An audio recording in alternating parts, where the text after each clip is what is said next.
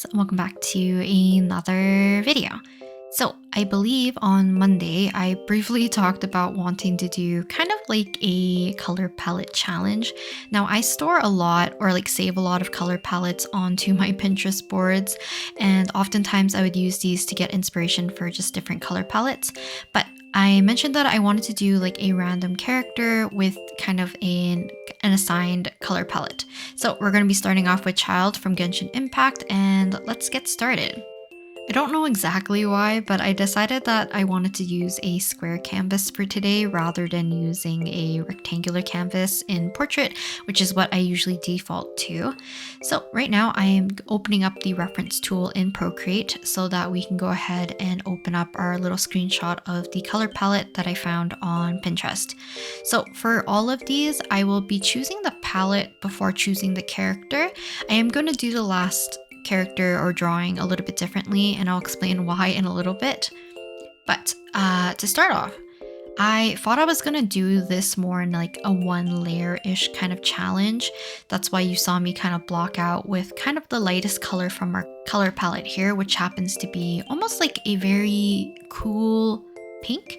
It's very hard to see later on when I start to use it, just because in context with the other colors, it's going to read very white. But hopefully in the reference tool, you can see that it's actually more of a pink color. So right now I decided that I will not do the one layer kind of route for this particular drawing and probably the ones moving forward. So instead, I'm going to be sketching with most likely the darkest color in my color palette, just to give me a good kind of base for me to, I guess, like establish what is going to be the darkest and what is the lightest on my canvas. I also have a habit oftentimes where I like to darken up certain areas by kind of like filling them in completely, and those tend to be the darkest areas. So it's a little bit easier for me to start sketching with the darkest color right away, and then later on, which you can see I'm doing right now, is that I'm going to be filling in the colors underneath the sketch, and then later on we'll merge and we'll clean up.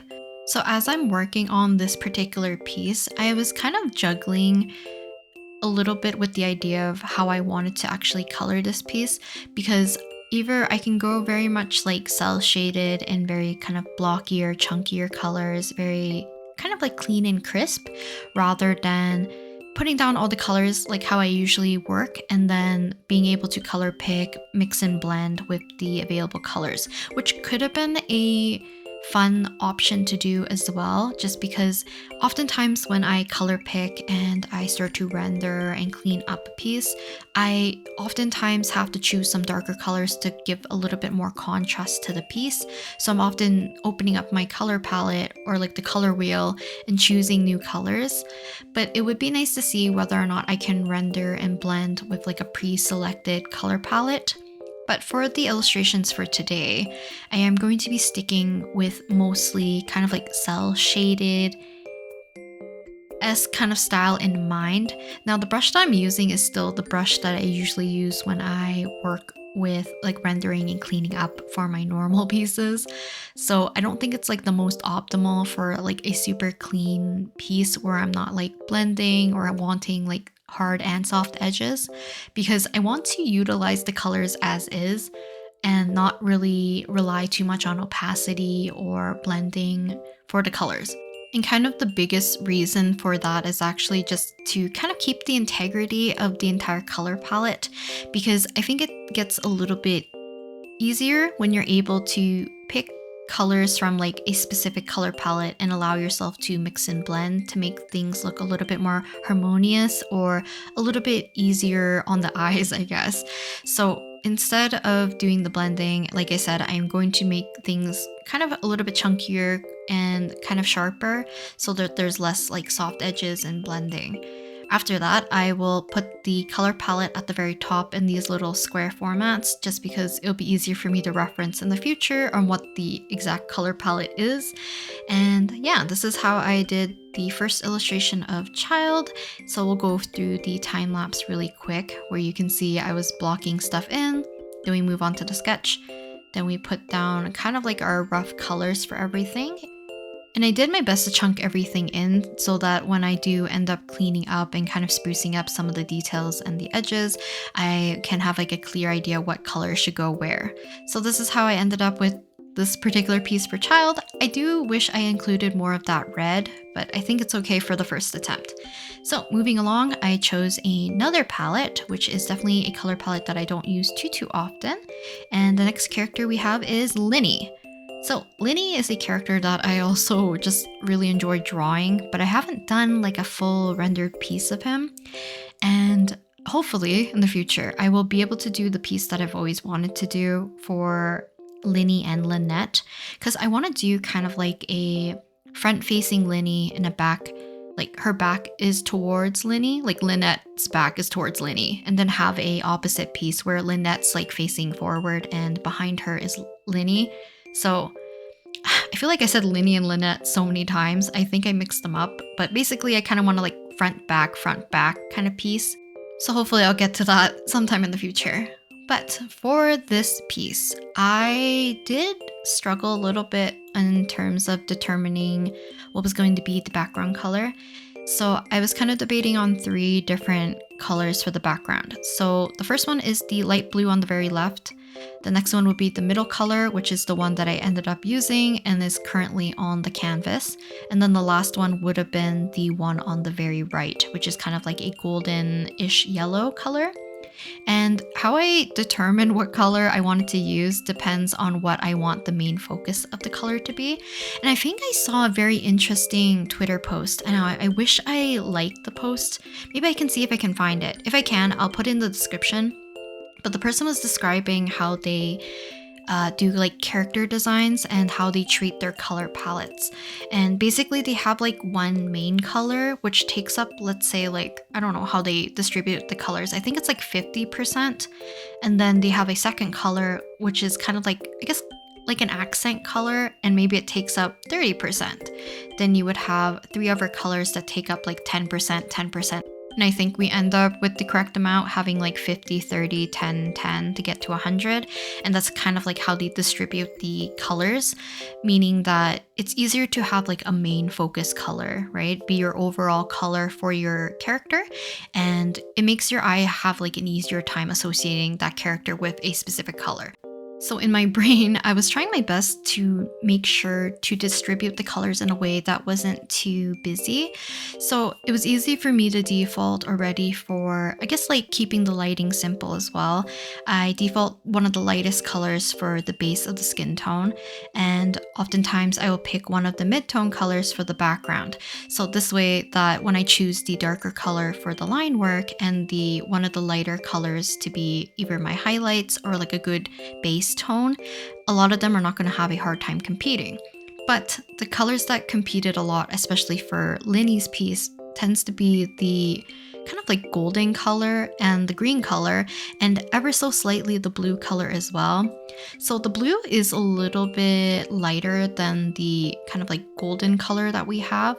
So I decided that I would use this for the skin tone shadows rather than the kind of yellow, so that the yellow wasn't too prominent overall for Lyney, because I already had it for his hair, I had it for his hood. Now if I had it for like the shadows of the skin, I feel like it would have been too much.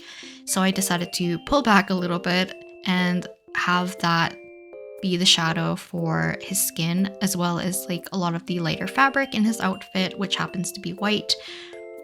I also think like if you're not confident with utilizing the colors in your color palette and you find it hard to distribute your colors, I definitely think like either incorporating white and black into your piece to make you have an easier time, or it's easier to take your current color palette and kind of like knock down the colors to grayscale so you can kind of like distribute them into their like a value scale.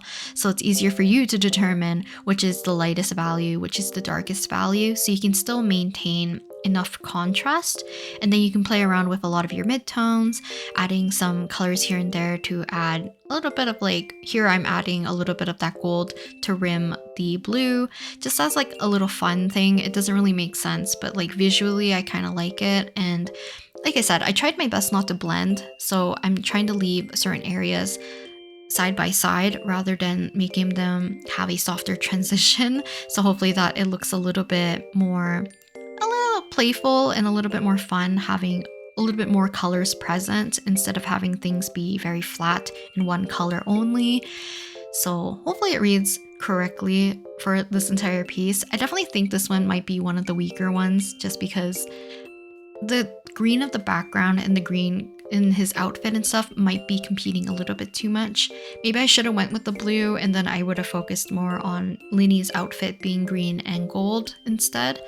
That could have been an option. But that just kind of means that in the future, I have much more colors and things that I can experiment with if I wish to do so. And this kind of helps to kind of determine color palettes for traditional art as well.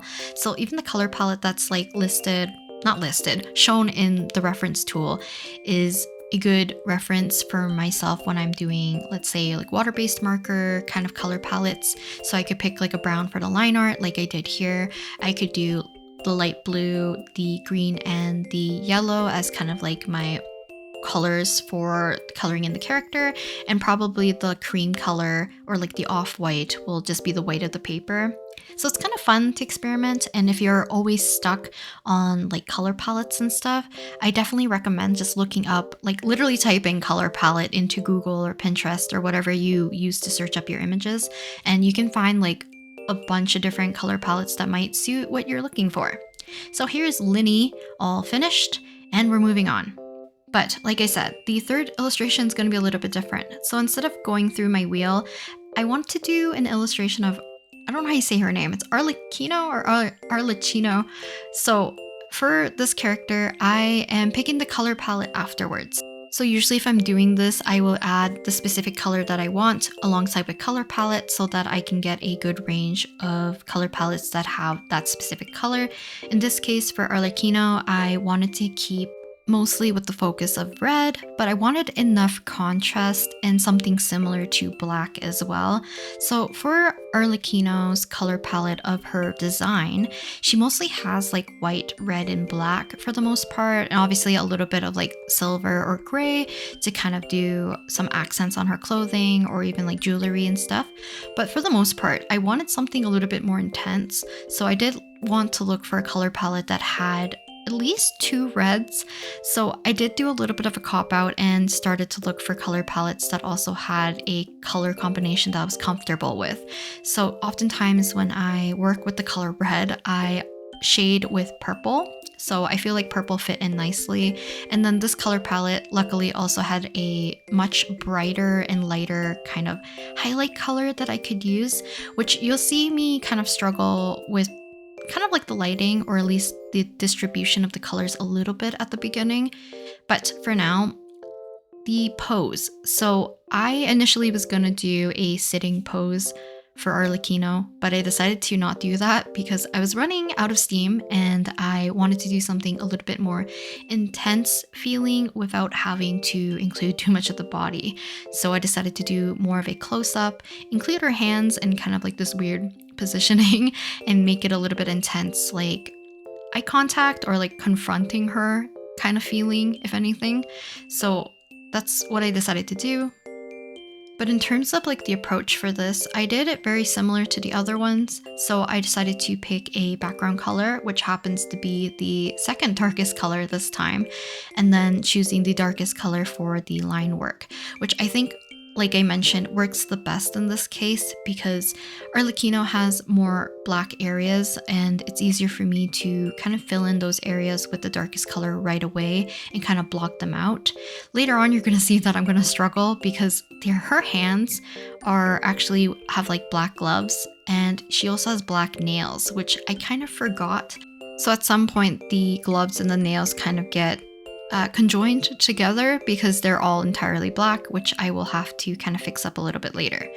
So for the majority of coloring, so like I mentioned, her color palette has a lot of like white, black, a little bit of red, and kind of like silver accents. So for this, I decided to not make the entirety of the lighting to be very bright. So instead, I'm going to choose the second lightest color, which I determined it to be the kind of middle red color, which you could argue that the purple might be lighter, and it is. I feel like they're very similar, if anything. So I decided to put everything into that kind of lighter red color, and then we can use the white as a rim lighting or highlight instead of making that the base for her outfit and her skin tone. After that, I went ahead and used the purple to do the majority of the shadows for a lot of what I would consider the lighter areas, which is the kind of middle red. Then we have the darker red in some areas for the areas that are supposed to be red on her outfit. I also used it as the lighter areas for the places that are supposed to be pure black. And then we used kind of, I guess like in this case, the color palette, I think it's like either a very dark brown or almost like a dark maroon-ish color is what the color that I'm using in place of black instead.